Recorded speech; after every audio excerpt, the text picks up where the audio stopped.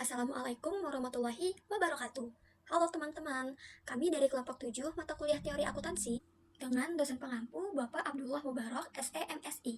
Kelompok kami beranggotakan yang pertama Nuriana Insani, yang kedua Tresya Sugiarto, dan yang ketiga Letivian Ningrum. Dalam video pembelajaran ini, kami akan membahas mengenai siapa sih akuntan. Nah, menurut KBBI, akuntan merupakan ahli akuntansi yang memiliki tugas yang pertama, menyusun, membimbing, mengawasi, menginspeksi, dan memperbaiki tata buku serta administrasi perusahaan atau instansi pemerintah. Yang kedua, memonitor dan mencatat aliran keuangan yang ada dalam sebuah bisnis atau organisasi. Yang ketiga, memverifikasi keakuratan dan memastikan keabsahan semua transaksi. Dan yang keempat, memonitor setiap transaksi agar selalu sesuai dengan kebutuhan perusahaan. Nah, di Indonesia sendiri, profesi akuntansi itu ada 10. Apa aja sih? Yang pertama, akuntan publik. Yang kedua, akuntan pemerintah. Yang ketiga, akuntan pendidik. Yang keempat, akuntan internal. Yang kelima, akuntan syariah. Yang keenam, akuntan pajak. Yang ketujuh, akuntan manajemen. Yang kedelapan, akuntan investasi. Yang kesembilan, akuntan biaya. Dan yang kesepuluh, akuntan proyek. Untuk akuntan publik sendiri dikenal sebagai akuntan eksternal karena bekerja secara independen dalam memberikan jasanya. Nah, karena bekerja secara independen ini, akuntan publik biasanya memiliki kantor akuntannya sendiri untuk menawarkan jasanya kepada masyarakat. Jasa apa aja sih yang ditawarkan oleh akuntan publik? Nah, jasa yang pertama itu jasa assurance, biasanya dikenal dengan jasa audit. Jasa yang kedua ada jasa atestasi yang merupakan bagian dari jasa assurance. Nah, jasa yang ketiga ada jasa non-assurance, biasanya berupa jasa kompilasi dan jasa konsultasi. Selanjutnya, untuk profesi yang kedua itu ada akuntan pemerintah. Biasanya, akuntan pemerintah bekerja di lembaga-lembaga pemerintahan, seperti BPK, BPKP, dan atau KPK. Tugas utamanya yang pertama, melakukan pemeriksaan dan pengawasan terhadap aliran keuangan negara. Yang kedua, melakukan perancangan sistem akuntansi untuk pemerintah. Dan yang ketiga, menyusun laporan keuangan pemerintah. Untuk profesi yang ketiga, ada akuntan pendidik yang berfokus pada dunia pendidikan. Akuntan pendidik ini memiliki tugas sebagai berikut. Yang pertama, mengajar dan menyusun kurikulum pendidikan. Yang kedua, melakukan penelitian dan pengembangan ilmu akuntansi. Dan yang ketiga, tenaga pengajar di institusi pendidikan untuk mengembangkan ilmu akuntansi. Profesi yang keempat itu ada akuntan internal. Akuntan internal ini biasanya bekerja di sebuah perusahaan dengan tugas utamanya yang terdiri dari menyusun sistem akuntansi perusahaan, menyusun laporan keuangan untuk pihak luar, dan menyusun anggaran hingga menangani masalah pajak. Kemudian ada profesi yang kelima yaitu akuntan syariah. Akuntan syariah dalam menjalankan tugasnya berpegang pada prinsip-prinsip syariah.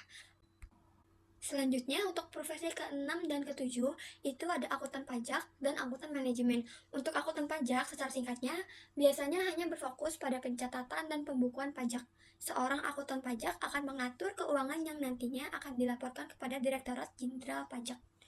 Untuk akuntan manajemen bekerja untuk memberikan informasi terkait kondisi keuangan suatu organisasi atau perusahaan sehingga keputusan yang baik dapat dibuat mengenai masa depan perusahaan. Tugas umum dari akuntan manajemen itu terdiri dari yang pertama, perencanaan, penganggaran, dan pelaporan keuangan eksternal. Yang kedua, manajemen risiko. Dan yang ketiga, analisis profitabilitas. Untuk profesi yang kedelapan itu ada akuntan investasi. Akuntan investasi bekerja di bidang keuangan dan investasi yang bergerak cepat. Akuntan ini biasanya bekerja di perusahaan pialang dan manajemen aset. Profesi yang kesembilan ada akuntan biaya. Akuntan biaya bertanggung jawab memeriksa setiap pengeluaran yang terkait dengan rantai pasokan perusahaan untuk melakukan analisis profitabilitas dan persiapan anggaran. Selanjutnya, untuk profesi yang ke-10 itu ada akuntan proyek. Akuntan proyek ini bekerja berdasarkan proyek per proyek. Tugas utamanya yang pertama, mengawasi semua aspek proyek yang mungkin mempengaruhi biaya keseluruhan. Yang kedua, menyiapkan dan mengumpulkan faktur terkait kegiatan proyek. Yang ketiga, menyetujui biaya. Yang keempat, memverifikasi jam kerja karyawan. Yang kelima, merencanakan dan memelihara anggaran. Dan yang terakhir, memastikan tim memenuhi tenggat waktu proyek. Selanjutnya, setelah kita mengetahui beberapa profesi akuntan di Indonesia, teman-teman pasti ingin mengetahui juga apa sih manfaat akuntan untuk perusahaan. Nah, manfaat akuntan untuk perusahaan itu yang pertama menghemat waktu, yang kedua mampu mengatasi permasalahan akuntansi hingga paling rumit, yang ketiga menghemat anggaran, yang keempat mampu memberikan nasihat dan saran bisnis, dan yang kelima ahli dalam perpajakan.